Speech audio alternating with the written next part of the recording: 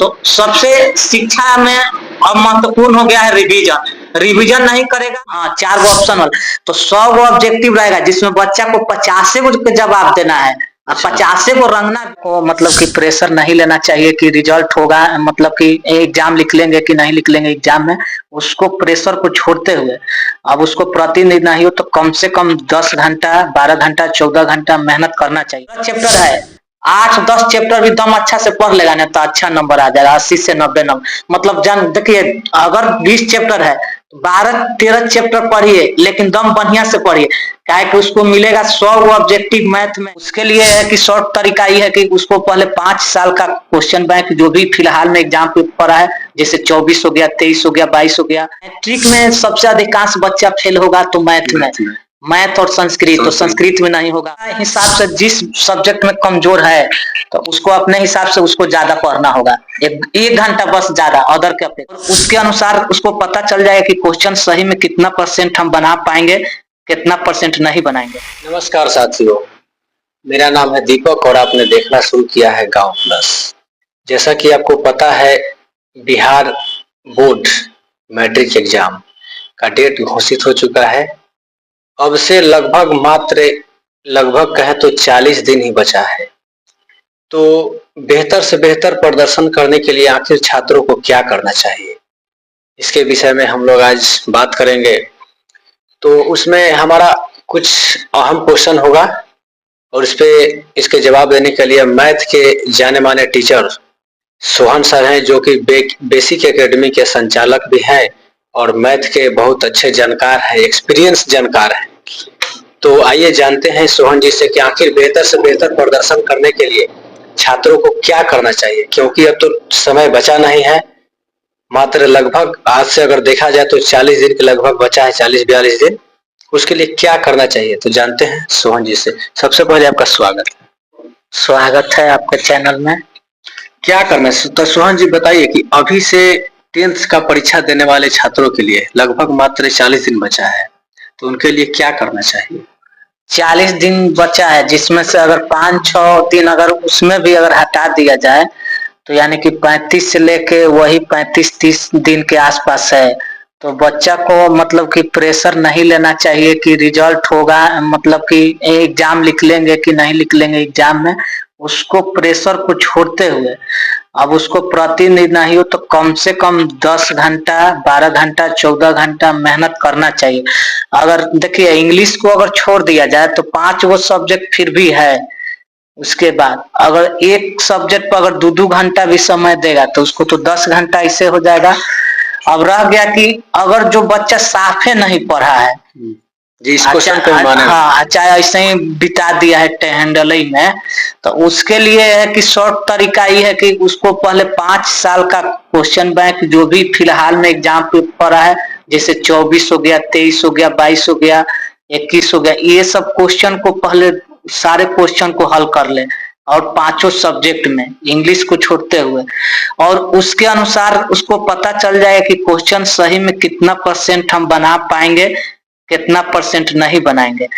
और इसके साथ क्वेश्चन का उसका आइडिया मिल जाएगा, साथ ही उसको उसके हिसाब से अपना पढ़ाई जारी रखना। अब देखना है कि कौन हमको नंबर नहीं उठ रहा है, चाहे उसको डर है कि हम इसके चलते फेल हो जाएंगे, 1 साल का बैक लग जाएगा, तो किस विषय में सबसे ज्यादा ध्यान देना चाहिए। देखिए अगर उसका हिसाब से जिस सब्जेक्ट में कमजोर है तो उसको अपने हिसाब से उसको ज्यादा पढ़ना होगा, एक घंटा बस ज्यादा अदर के अपेक्षा, अदर सब्जेक्ट की अपेक्षा। अब विषय में कमजोर छात्र है, लेकिन हाँ रुकिए, मैट्रिक में सबसे अधिकांश बच्चा फेल होगा तो मैथ में, मैथ और संस्कृत, तो संस्कृत में नहीं होगा फेल, पहले होता था। मैथ में फेल होगा, उसके अलावा सब में एवरेज रहेगा 2%, 4%, लेकिन सबसे ज्यादा फेल होगा मैथ में। तो उसके लिए मैथ के लिए उसको नहीं हो तो अगर मान लीजिए अगर टेस्ट हो रहा है कोचिंग चाहे कहीं भी, तो उसको 2 दिन 3 दिन चाहे लगातार भी उसको 20 क्वेश्चन का टेस्ट मारना चाहिए। अब 15 चैप्टर है अगर मान लीजिए, तो 15 चैप्टर ना पढ़ करके अगर वो चाहेगा ना तो 10 भी चैप्टर पढ़ लेगा ना एकदम बढ़िया से मैथ का। हाँ 15 चैप्टर है, 8-10 चैप्टर भी दम अच्छा से पढ़ लेगा ना तो अच्छा नंबर आ जाएगा, 80 से 90 नंबर। मतलब जान देखिए, अगर 20 चैप्टर है 12-13 चैप्टर पढ़िए, लेकिन दम बढ़िया से पढ़िए, क्या कि उसको मिलेगा 100 ऑब्जेक्टिव मैथ में, जिसमें 50 यही यानी कि 10th क्लास का पैटर्न क्या है, ऑब्जेक्टिव या सब्जेक्टिव? पैटर्न है कि अगर मान लीजिए एग्जाम अगर 500 का है ना, तो 20 नंबर तो इधर प्रैक्टिकल हो गया साइंस में, 20 नंबर का इधर प्रैक्टिकल हो गया सोशल साइंस। तो 500 में सीधे आधा कर दीजिए, 2 से भाग कर देते हैं तो सीधे उसका आधा हो जाएगा। ऑब्जेक्टिव जाके रंगना है, यानी 4 गो विकल्प बोला रहेगा। अगर वही मान लीजिए मैथ में तो प्रैक्टिकल है नहीं, तो 50 नंबर आएगा एकक नंबर वाला, जो 4 गो ऑप्शन वाला। हाँ, 4 गो ऑप्शन वाला। तो 100 गो ऑब्जेक्टिव रहेगा, जिसमें बच्चा को 50 गो के जवाब देना है, 50 गो रंगना भी है। 50। हाँ, तो उसको क्या करना पड़ेगा, एग्जाम में उसको तेजी से क्वेश्चन को पढ़ना पड़ेगा। तेजी से पढ़ते ही ना कि पता चलेगा कि वो रंगा भी नहीं, आया टीचर कॉपी छीनेगा लेके चल जाएगा। तो मैथ में इस सब के लिए उसको ध्यान देना होगा, मैथ प्रैक्टिस करना पड़ेगा। ना तो मान लीजिए कि 15 गो बनाना है 2 नंबर वाला में, 30 क्वेश्चन रहेगा लेकिन बनाना है 15 गो, तो वहां पर भी उसका टाइम खाएगा। तो वो तो बाद का बात है, 1 घंटा या 1.5 घंटा लास्ट में मिलता है, पहले OMR मिल जाएगा उसको। उसके बाद यहाँ पर देखिए, और सबसे उसको अच्छा काम करना होगा कि अगर कहीं टीचर, कोई भी टीचर भी पढ़ लिया है, कॉपी अगर रखा हुआ है, तो सबसे शिक्षा में अब महत्वपूर्ण हो गया है रिवीजन। रिवीजन नहीं करेगा, ऑब्जेक्टिव क्वेश्चन है, वहां जाएगा उसका माथा चक्कर खाएगा।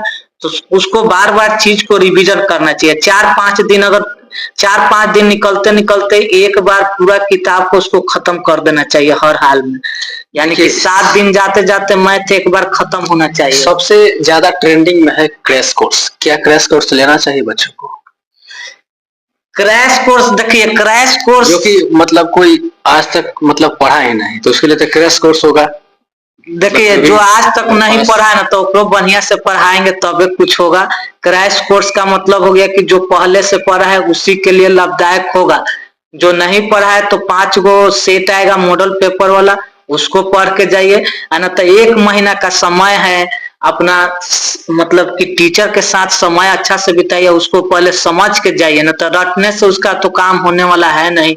क्योंकि क्रैश कोर्स में नहीं लिया जाएगा सकान, क्योंकि 1 महीना 1.5 महीना में थोड़े कुछ होने वाला है, पहले से कुछ होना चाहिए। एक और सवाल, जो रेगुलर पढ़ाई किए हैं कोचिंग से या अपने घर पे ही या किसी स्कूल के द्वारा छात्र के लिए, तो बेहतर से बेहतर प्रदर्शन करने के लिए उनको क्या करना चाहिए 1 महीने के लिए? बेहतर से बेहतर प्रदर्शन के लिए उसको देखिए, साइंस का जब 80 नंबर का वहां पर एग्जाम पड़ेगा, जिसमें 40 गो ऑब्जेक्टिव रहेगा, तो उसको जितना भी नोट्स अगर सही से रखा है तो सभी नोट्स को लगातार पढ़ना है और उसको लिख लिख के भी प्रैक्टिस करना है। सबसे ज्यादा ध्यान देना होगा उसको किस पर, तो मैथ को बहुत ज्यादा, साइंस पर बहुत ज्यादा ध्यान देना होगा। अब उसके बाद हो गया सोशल साइंस, इस पर भी बहुत ज्यादा ध्यान देना होगा। इसके साथ रह गया अब, तो ये 2 गो बचा, तो उसका तो मान लीजिए वहां पर बच्चा रुचि ही नहीं दिखाता है, लेकिन फिर भी अगर सबको दम बराबर ढंग से अगर लेके चलेगा, अगर हाँ अंग्रेजी नहीं, उधर संस्कृत बाकी है, हिंदी बाकी है, लेकिन फिर भी अगर चाहेगा उसको, तो व्याकरण के माध्यम से या किताब के माध्यम से उस